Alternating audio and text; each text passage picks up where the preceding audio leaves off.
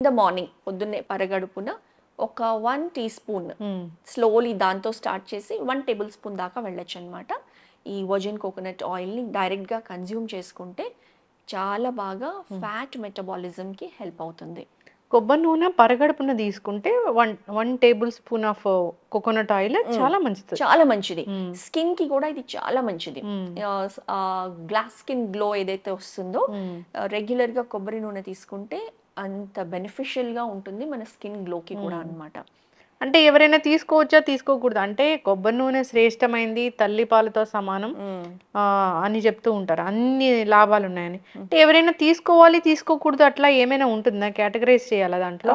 ఎవరికైతే గనక హ్మ్. ఆహ్, ఈ లిపిడ్ ప్రొఫైల్ టెస్ట్ చేసుకున్న వాళ్ళు, హ్మ్. ట్రైగ్లిసరైడ్స్ లెవెల్స్ ఎక్కువ ఉన్నవాళ్ళు, హ్మ్. తర్వాత వీఎల్‌డిఎల్ హ్మ్. లిపిడ్స్ ఏవైతే ఎక్కువ ఉన్నవాళ్ళు, కొలెస్ట్రాల్ హ్మ్. ఎక్కువ ఉన్నవాళ్ళు, బార్డర్ లైన్ కంటే ఎక్కువ ఉన్నవాళ్ళు, ఇలాంటి వాళ్ళకి అవాయిడ్ చేయమని చెప్తాము. Or take in very moderation అన్నమాట.